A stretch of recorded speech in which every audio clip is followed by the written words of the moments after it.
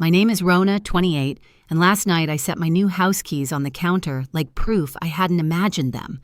The morning after, my mother called with that clipped voice I've known since childhood. Come by today and bring your deed and mortgage papers. Before I could answer, a text from my sister lit the screen.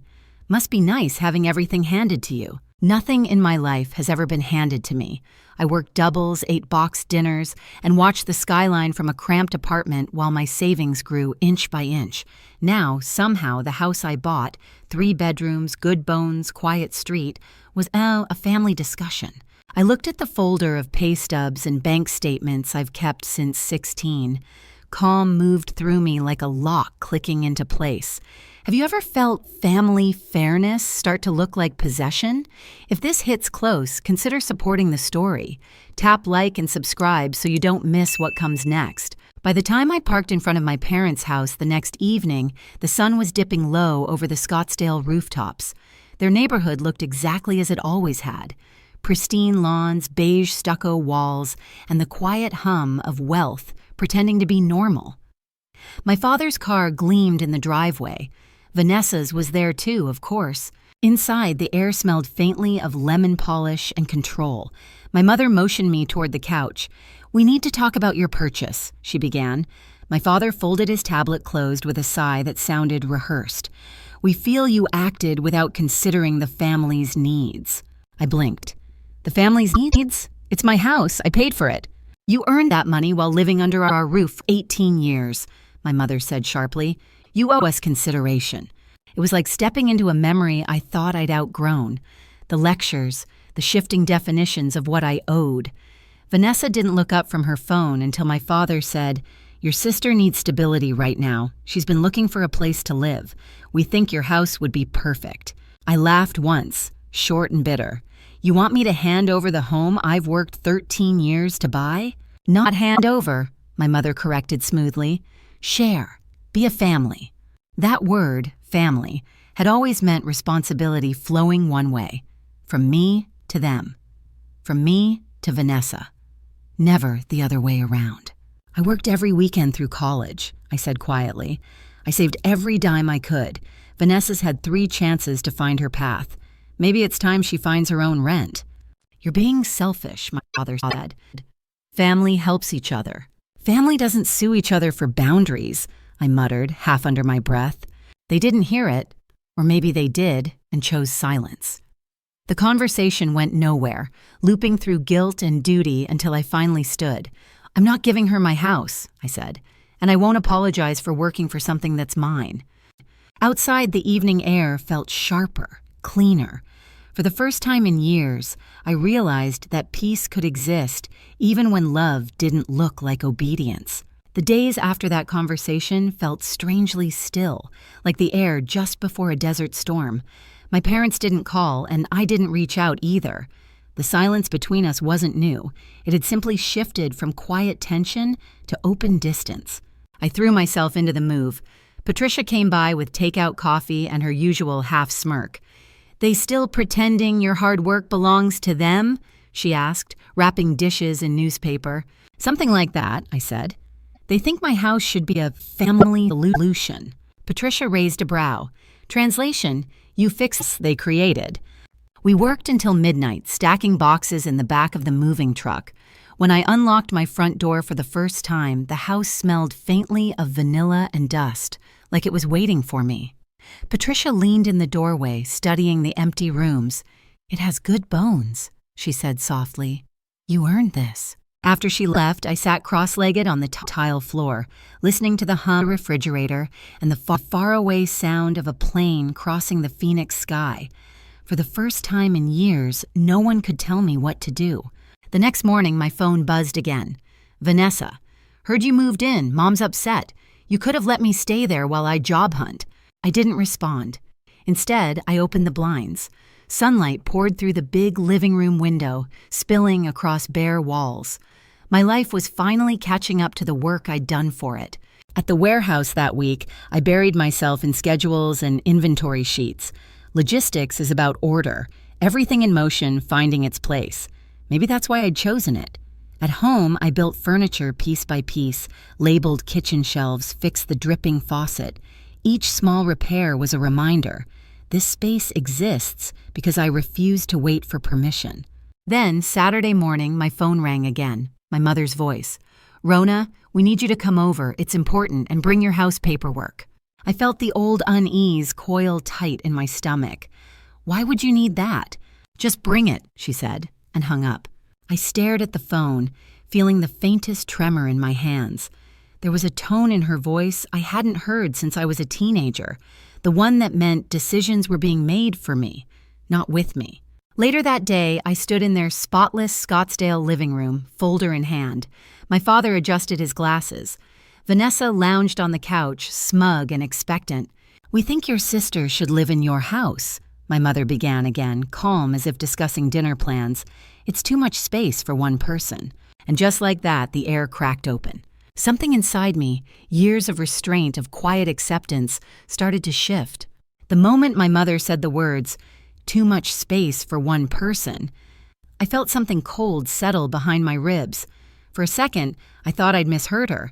But then she kept talking, outlining her plan with the same calm certainty she used when deciding what color curtains should hang in the dining room. "Vanessa could move in, pay you $300 a month until she gets stable," she said. My laugh came out sharp, brittle. "$300? The mortgage is $1,500. You expect me to cover the rest?" My father's voice was even, almost patronizing. "Consider it an investment in your sister's future." There it was, the family's favorite word, investment, a word that sounded noble but always meant sacrifice, usually mine. "Do you hear yourselves?" I asked quietly. "You want me to hand over the house I spent 13 years working for because Vanessa can't hold a job for 6 months?" Vanessa finally looked up from her phone. "This is exactly why nobody likes talking to you," she said. "You think you're better than everyone because you work yourself to death." Her words landed like old bruises pressed too hard. I turned to my parents. "When I needed help with college, you told me to take out loans. When I needed a car, you told me to save up. But she gets everything handed to her. And you expect me to keep funding it?" "We raised you to be independent," my father said, the sentence practiced, polished, familiar. "No," I replied, my voice steady now. "You raised me to survive without help, so you could give it all to her." The silence that followed was the kind that shifts a house's weight. My mother's jaw tightened. "You're being selfish, Rona. After everything we've done for you." "List it," I said. "Go ahead. What exactly have you done for me that wasn't basic parenting?" She blinked, caught off guard. Vanessa stood abruptly, her cheeks flushed. "You know what? Keep your stupid house. Enjoy being alone." She stormed out, her heels striking the tile like punctuation marks. My father exhaled slowly. "You're making a mistake. Family is supposed to help each other." "Family is supposed to respect each other," I said, "not demand repayment for raising a child." I left before they could reply, clutching the folder of mortgage papers like armor. Outside, the sun was setting behind rows of identical houses. Everything looked perfect, symmetrical, polished, artificial. By the time I reached my car, my hands were trembling, not from fear, but from clarity. Every doubt I'd ever carried about being the difficult daughter dissolved right there on that driveway. They didn't want a relationship, they wanted control. When I got home, the quiet of my house wrapped around me like truth. I stood in the center of the living room, surrounded by boxes still half unpacked, and knew something fundamental had changed. That night, I wrote down every conversation from memory, their words, the tone, the timing. I didn't know yet what I'd do with it, only that I needed a record, because this wasn't over. I could feel it. Something was coming. As the fridge hummed softly in the kitchen, I whispered to myself, "No one takes this from me." Have you ever had to stand your ground against the people who taught you to give in? Share your thoughts below. Your story might help someone else find their strength too. 2 days after that confrontation, I woke up to a message from the county court system. At first, I thought it was some kind of scam, but then I saw my parents' names listed as plaintiffs and mine as the defendant. They had filed a lawsuit against me. I sat on my bed staring at the screen while Copper, the neighbor's dog, barked somewhere down the block. The claim said I owed them compensation for years of financial investment in my upbringing and failure to assist family members in need. They were suing me for raising me. For a long moment, I couldn't breathe. The air felt too thick, the words too absurd to be real. But then shock hardened into focus. If this was how they wanted to play it, I'd meet them where they stood. Quietly, legally, without panic. I called Beth, a lawyer who used to pick up supplies from the warehouse for her father's clinic. Her voice was calm, professional, grounding. "It's manipulative," she said after reading the documents. "But it's not entirely without precedent. We'll fight it." For the next few weeks, my nights turned into strategy sessions. After work, I spread papers across the kitchen table, pay stubs, tax returns, bank statements, dating back to my first part-time job. I built a timeline, every shift, every paycheck, every step that had led me to that house. Beth met with me twice a week. "Your records are meticulous," she said, scanning my folders. "That's going to matter." She coached me on testimony, calm, factual, no emotion bait. I took notes like I was back in school. Meanwhile, my parents went silent. Not a call, not a text, just the echo of betrayal. I imagined their version of the story. Poor, misunderstood parents, ungrateful daughter, struggling sister. The narrative was already writing itself, just not the truth. Patricia stopped by one night with takeout and 2 bottles of wine. "They're suing you? Your own parents?" She shook her head in disbelief. "You always said they played favorites, but this?" "I'm not going to lose," I said quietly. Her eyes softened. "You don't just mean the house, do you?" I shook my head. "No, I mean me." When court day came, I dressed in black slacks and a navy blazer. Beth met me outside the courthouse, her hair pulled into a sharp bun. "Remember," she said, "they'll try to provoke emotion. Don't let them. Facts are your armor."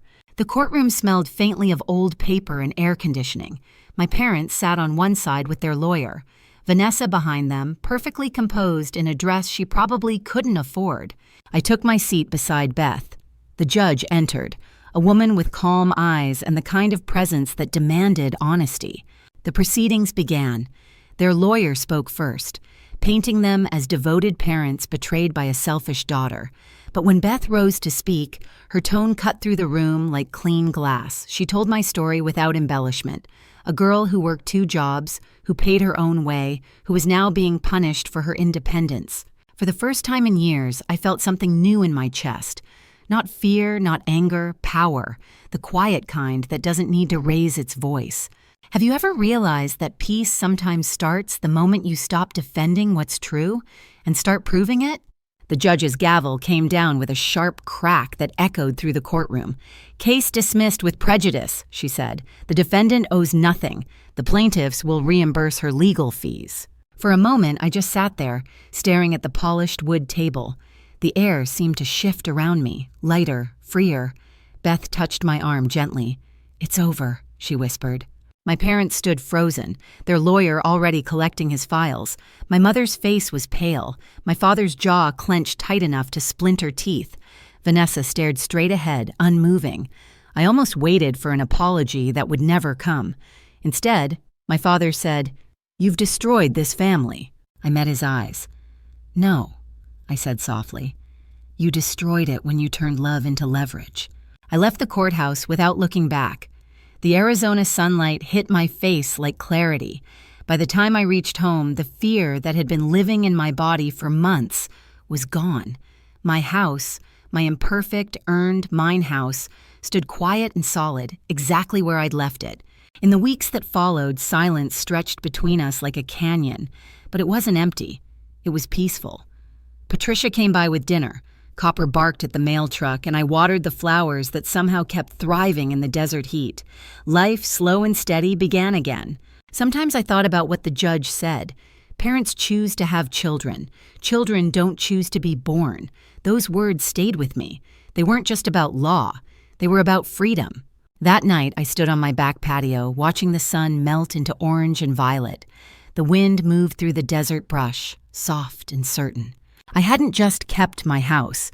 I'd reclaimed something bigger, my peace, my boundaries, my right to choose myself.